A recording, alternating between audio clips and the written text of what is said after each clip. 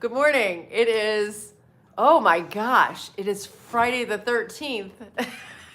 We're not nervous, are we, Pumpkin? No, it doesn't mean anything except that it's the 13th. Hi, I'm T. Waldron. This is my cat, Pumpkin. She's 17 and she is awesome. She's here for you. She actually was on this chair waiting for like 5 minutes before we went live, just watching me get ready. Thanks for being here. You're such a good girl. I really appreciate it. She's here for you guys. Okay, let's do a little bit of deep breathing, okay? Because I've got to chill out. We're going to inhale through our nose and exhale through our mouth. Let's just take a few minutes here to go within.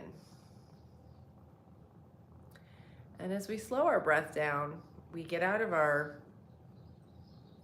limbic system, our autonomic nervous system, and we get into our hearts, okay? So inhale through your nose and exhale through your mouth. When our hearts are coherent with our brain, we increase our electromagnetic field. We have a torus field that goes around our body. It's in the shape of like an apple. So it comes, the energy comes out of our head, around, and then it comes back up through the center. And we're very powerful. And by being in heart and brain coherence, we can strengthen that electromagnetic field. Our heart is magnetic and our brain is electric. So I'd like you to think for a few moments about, believe it or not, we're going to talk about our circulation, our blood. And I just found out this morning that, as you all know probably, we have iron in our blood and our heart is magnetic, and that's a pump that's pumping the blood throughout our body. And then I was listening to someone online, I forget who it was, but they compared our heart circulating the blood around to the earth, which has, the center of it has magma, which has metal in it. So it's like a molten metal. It's a fluid, it's got metal in it, and our blood also is fluid and it has iron in it. So I thought, wow, that's a really interesting concept. And also the earth has a torus field just like we do, like we're little versions of the earth, which is just so wild. So I want you to just, think about that. We're all part of one thing. We're holistic, we're self-contained, but then together we become greater. Just a lot of stuff to think about today. So inhale through your nose and exhale through your mouth. And inhale and exhale. Good. Hey, good morning, B. Hey, Pumpkin, your fan is here. B says hi. She's purring really loudly. Not sure if you can hear her. Thanks for the hearts for Valentine's Day for Pumpkin. Hey, Vicky, welcome. Aw, thank you so much. Happy Valentine's Day to you as well. I appreciated all your comments.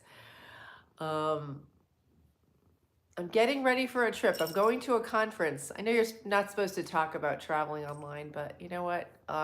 I'll be on a remote location tomorrow at 8 p.m. So I hope you guys can join me. It'll be really fun. And then I don't know what my schedule is going to be like all of next week because I don't have this, it's a conference. So I don't know when we'll be in classes and stuff. So I'll announce the schedule tomorrow night. But I hope you're having a great day, Vicky. Yeah. And thanks again for all those comments. We really appreciate it. And Pumpkin is here for you. Hi, Fractal. Did you want to come over too? You can join us on the chair. That's Fractal back there. Hi. Yeah. Did you want to come over? Nope, she's a cat. She's going to do what she wants. So, yeah, we've been talking about, and it's really affected me, that book, The Body Keeps Score, where'd I put it, by Bessel van der Kolk. Hang on. There it is. And if you're new, I have been doing my taxes the past couple days, so I put them aside. So anyway, aw, thank you so much, Gia. Yeah, Pumpkin, you know what? She's here for you. She's sending you guys some good energy too. So thanks for the kind and sweet words. Yeah. My gray cat, her name is Fractal, as in fractal geometry. Huh. Yes, you're very nice. And then this is Pumpkin. I adopted her. So she's 17. And she had the name Pumpkin when I got her. And I just thought, who am I to change your name? You are Pumpkin. You've been Pumpkin your whole life, huh? Yeah. So thank you for asking. And Fractal, we got her about a year and a half, maybe 2 years ago now. And Pumpkin was starting to slow down. So I said, we better get Pumpkin a friend. And now they like scamper around together. It's very fun. It's pretty funny, huh? Yeah, Pumpkin tolerates her. So this book, though, that I was sharing with you. Oh, thank you so much, Gia. Hey, Riley. Nice to see you.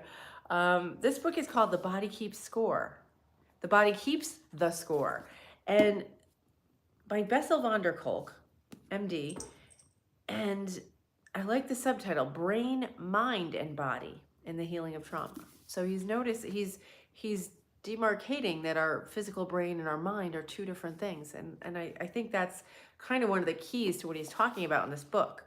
And the overall theme of it has been basically, he started out working in psychology back, probably like 50 years ago or so, when they were trying to decide, is talk therapy better or medication better? And he kind of came up with the idea, C, none of the above, because he was doing the activities for these patients, and he found that many of them had trouble moving physically. So he found that when he started later years, he did a study in 2014 about yoga. And he found that when people were releasing the trauma they held in their body with this yoga, with the breathing, with releasing this muscle tension and becoming more flexible physically, they also became more flexible and strong mentally, which is just a beautiful analogy.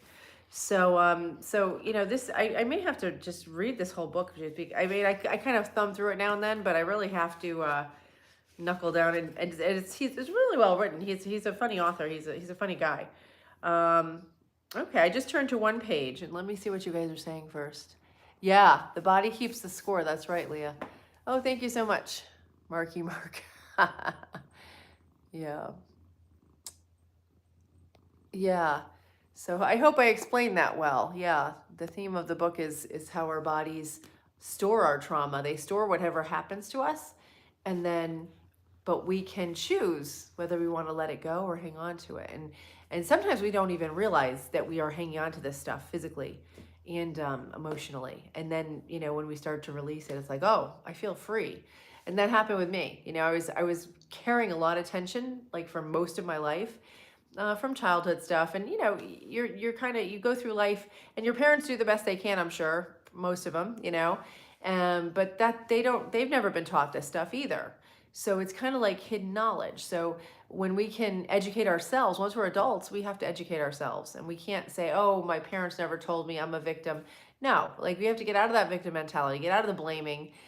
They did the best. I just try to say they did the best they could with what they had to work with. And that's their spot. My spot is being the best I can and educating myself. And that's what I'm here for. And thank you for tuning in. I appreciate you guys. Yeah. Go Shocker. Go Hawks. Oh, go Hawks? I don't know. Anyway, welcome. I can't read. Okay, here's page 329, neurofeedback, PTSD, and addiction. Ooh, this one looks good. I just kind of opened to a page. Let's see what they say. Approximately 1/3 to 1/2 of severely traumatized people develop substance abuse problems. Okay, well, that tracks. Yeah. Since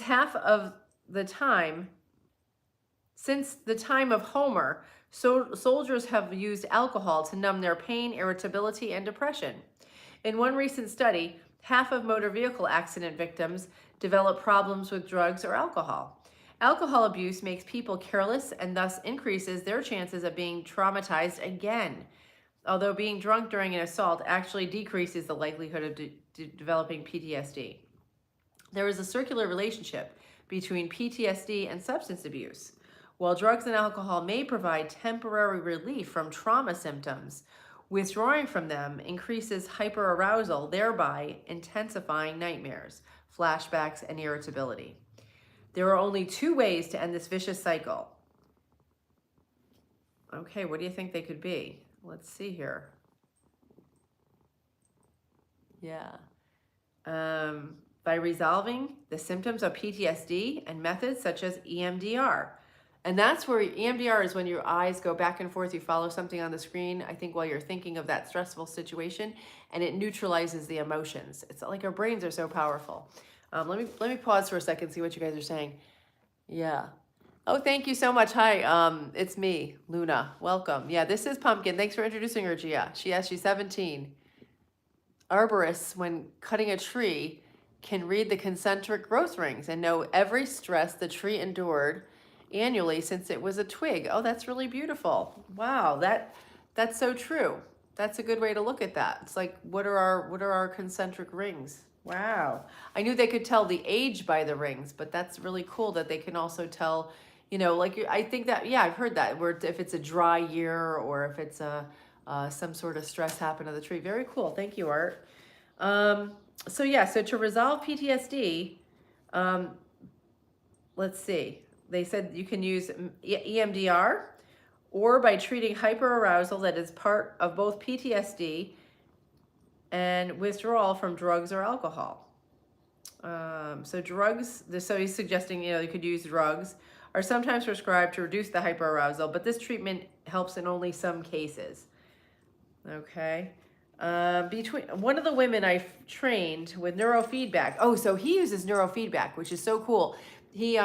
He would set up these video games for kids who were having trouble with PTSD, and these video games that used neurofeedback would help these kids heal, which is like, that's cool. If you could just play a video game and feel better, not like our typical video games, like they were designed to help their brains sort of rewire.